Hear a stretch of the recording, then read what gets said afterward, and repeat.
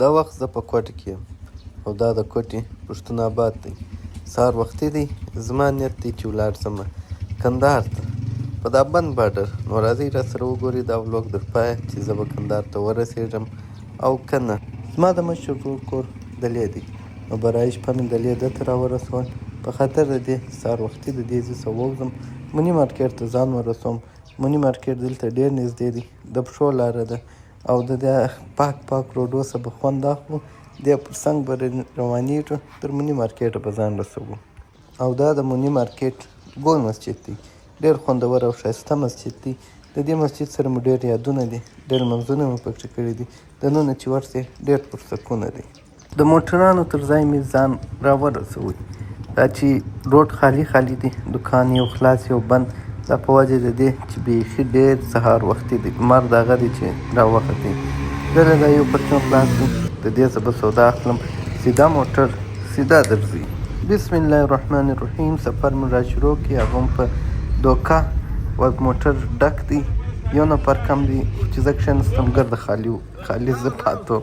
بیا پسې ځغلي یو نفر یې راوستی. نو زه هم ورته کښېنستم. صبر د هر موټروان د هغه حال دی، وایي ډک دی یو نفر چې ته کښېنه هغه یو نفر ته بیا یو دی پیدا کوي. یو ګوړي کې به دوی هم سره پیدا کړي، بیا به نو مخته ځو. د خیر ډرایور لالا اخته دی، سپاري راضي کوي چې راځي را سره. نو دا وخت پوره سو. بسم الله. د هغه آخري مسافر دی چې کښېنوي، نو مخ پر لوري د چمن پر خوا د کوټې به اوس ځان باسو.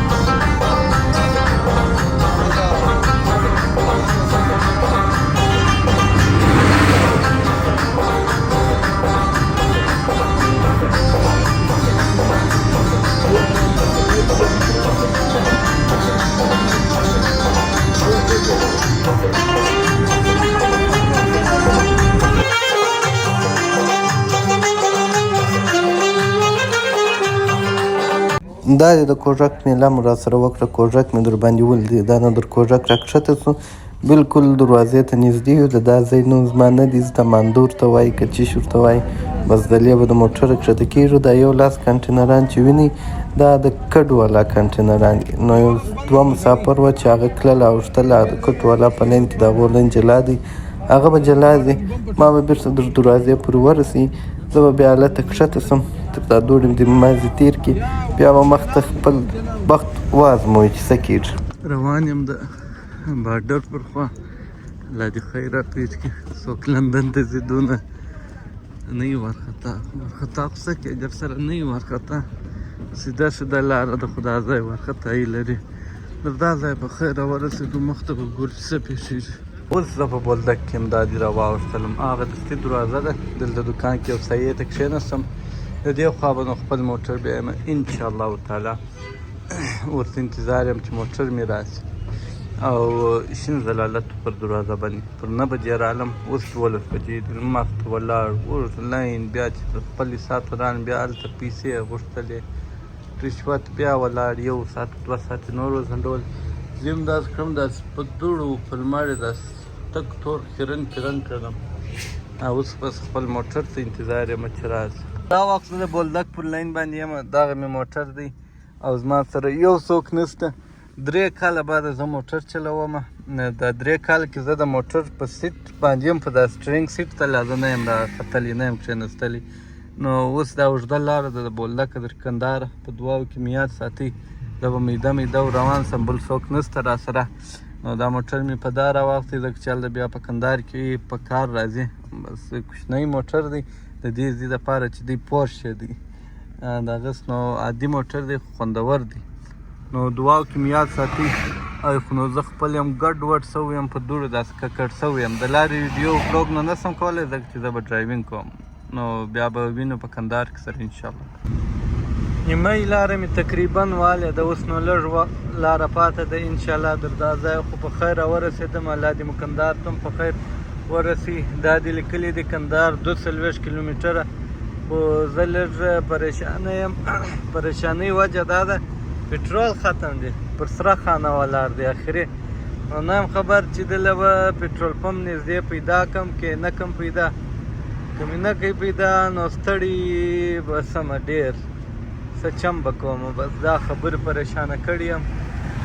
نو ډېر په خوند روان یم. بس شاوخوا چې دی وچې مځکې دي، روډ تر ډېره حده پورې سم دی، ډبل خوندور روډ دی، بعض ځایو کې خراب وي. نو بس انشاءالله نږدې یو کندهار ته. خو مې د 500 افغانو ده یو دربدره پټرول پمپ مې پیدا کړی.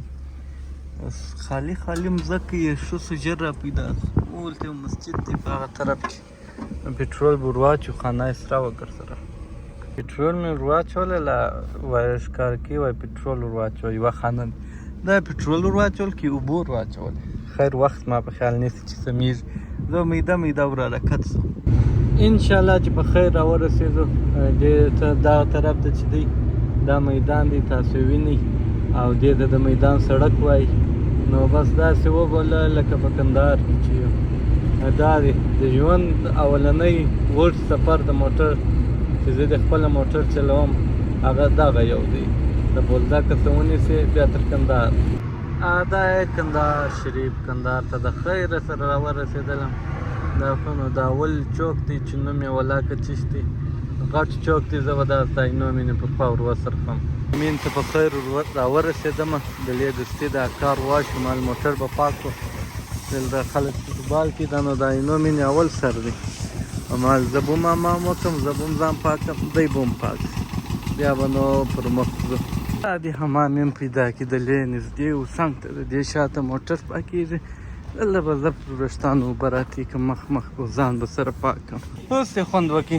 موټر مې هم پاک کړي، بس سرسرکي یې پرېولئ، ځان مې هم پاک کړي، نوي کالي سامان وریښتان مې پاک کړي. دلته لا کار شروع دي، نور موټران پاکېږي. بس نو زه به ولاړ شم، یو شی مې به وخورم، بیا به د یو دوست قریب سره ولاړ شم. داسې پاک چې څوک یو ځای ولاړ شي نو ښه خوند کوي. نو په دوړو ککړ مې هلته ودروي. دا نو اینو مې نه ده. دلته چې یو وخت زه وم، زه به دا کندهار بریاني ته راتلم، خورا په خوند به مې خوړله. نو وار به ځان موړ کړو، بیا به یو ځای ولاړ شو. ساري زم شی نه ده خوړلي. په کندهار بریاني اوس بیا ورته وخورو، ځان به موړ کړو، بیا به یو ځای ولاړ شو. ښه خوند کوي بدنۍ. نو دا بریاني مې وخوړله، بس ماړه شولو. نور خو نو داسې خاص بریاني نه وي. خوراک نو د پاکستان د کوټې دا د جام روست مبارک رستوران. آها بس اوس به اینو مې نه در باندې وینم. پر دا سړکانو باندې نو ډېر کللي راغلي یو. اوس میده روان یم. دلته یو ډاکټر صاحب دی، ډاکټر رحمت الله حبیب. اول به د هغه ځای ته ورسو، هغه ځای را نږدې دی، او د چون شپه به هم دلې د ډاکټر صاحب سره اوسې. بیا نو کندهار دی، کرار به در ښکاره کوو، یو ځای او بل ځای به در ښکاره کوو. نو انار ډېر دی، اوس یې لا وخت نه دی.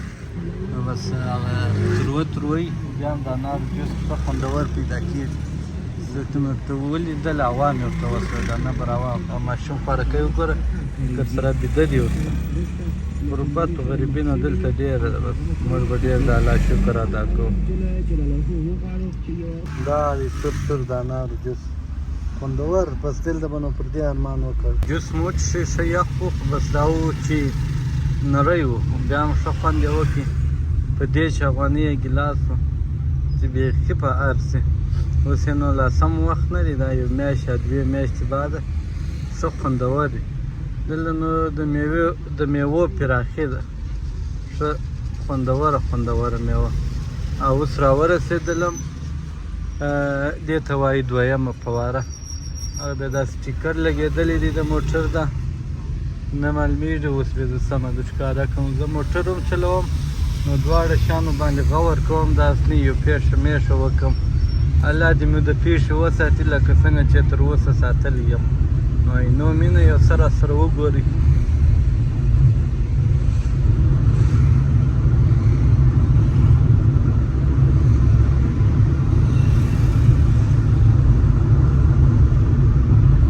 نو بیا اوس رالو دویمې عینو مینې ته. راولې عینو مینې راووتو، دې ته وایي دویم عینو مینه. وبخښه ته ګوره زما دماغ دلته وي، خلک را سره په عذاب چې زه موټر چلوم. دا ځایونه نوي جوړ شوي دي. خیر دلته زه په پښو راووځم، سم یو ولاګ بیا پر جوړوم. اوس بیا سره کې د ښکاره کوم. ګوره دا بابا دې اوس یې په ونه و.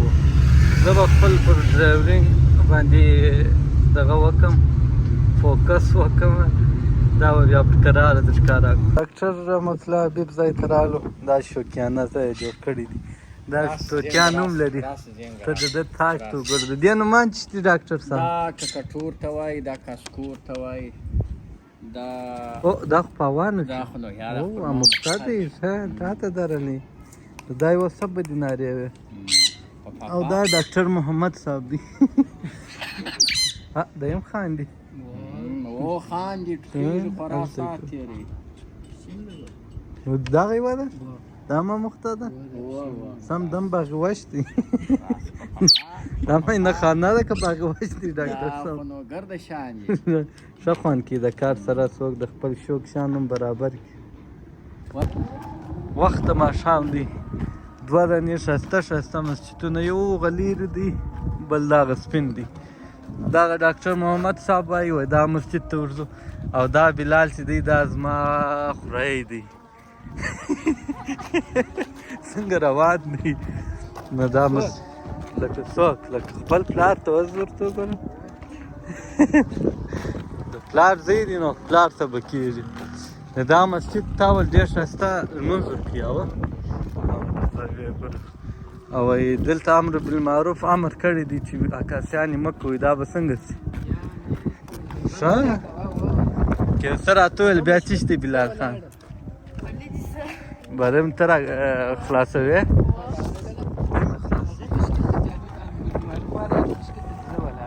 سمه ده. د دوی مسجد کې د ملا صاحب مخ ته دا موبایل ږدم او ځه ته لمونځ راکړه، زه به دا ستا وه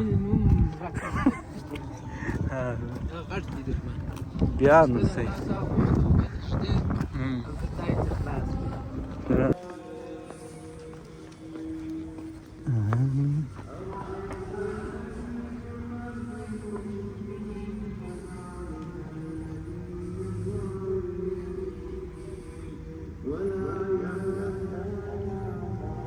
ډاکټر محمد صاحب را ایستلی یم د باندې په عینو مینې کې. بس د کندهار نه بیا دا خوند دی چې راسې خاص میلې مارکیټونه وګوره، ښایسته ځایونه، هوسناکې هوا.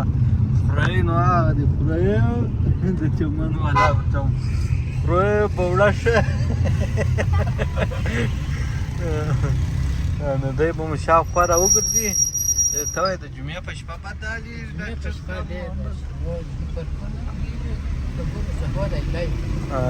بیا نو دا لا بند چې دا کوم برکونه وشان لګېږي. ته دا وګوره څنګه ښایسته د خرما درختې جوړې کړي دي.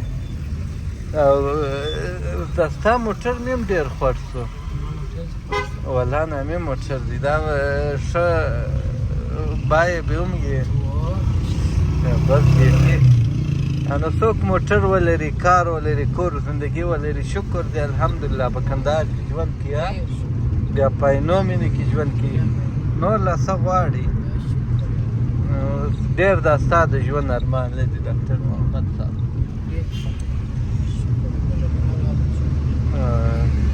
شپې د خواږ بیا جلا خوند کوي. د ورځې لا لږ ګرمي دوړي څوک خسته کړي.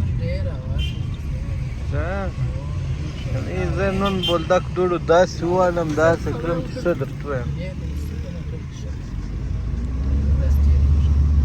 D C په موټر کې D C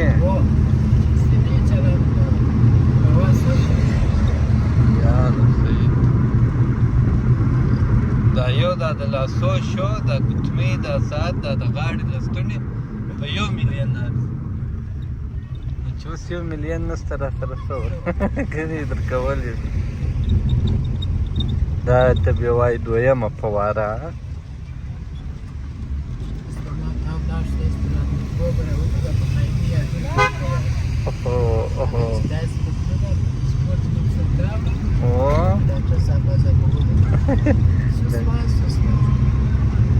هغه وایي کشران یاد پر غلطه ولاړ نو ستا د پیدې دپاره ولا ته نه پوهېدل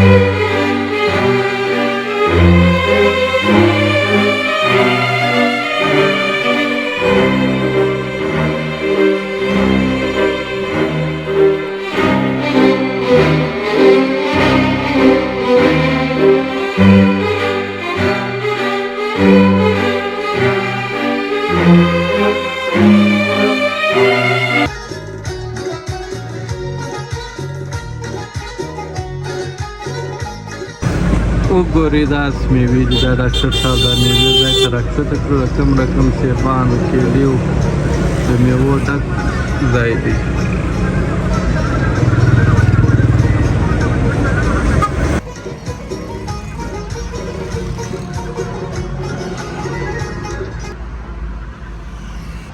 دا ډاکټر صاحب 5 ونازولو خو ما د خوراک شم نه دي زده دا د هغلته پوستکي سره وخورم بلاله یا دا د پوستکي سره نه خوړل کېږي او وای نو دا څه په وکړمه دا به سپینی بیا به خورئ که یې د پوستکي سره وخورئ هم مشکل نشته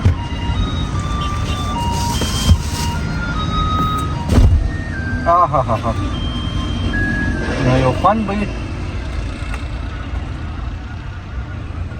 خوراک زما نه دي زده بلال خان څه په وکړمه دا پوستکي ورسته ایسته کړم بلا مشکل نشته د پوستکي سره یې وخورئ بسم الله الرحمن الرحیم د انځرو وخت دی تازه تازه خوندور انځر داري میوې وخت میوو ته وګورئ دا خوند پکې او دا به د ډاکټر صاحب موټر دی چې اوس به د ډاکټر صاحب زی راته معرفي کړي دا کوم موټر دی بلال خان لنډ کروزر دی ښه دا نو د دې زیات غټ غټ ګران موټران ښه دا و د ډاکټر صاحب موټر د ډاکټر صاحب معاینه خانه مو در ښکاره کړه کندهار وینومینه مو در ښکاره کړه د کوټ څه در دا ځای راغلو سفر ستړي کړلو نو د نن ورځې ولوګ به پر دغه ځای ختم کړو ستا خوښه ده بلال خان نو ګوره به بیا په بل ولوګ سره در بل ولوګ پر ښه وخت ولري چینل څه په وکړي بلال خانه لایک کمنټ پر دې پرېږدئ زه نو ښه وخت ولري تر بل ولوګ پر دله به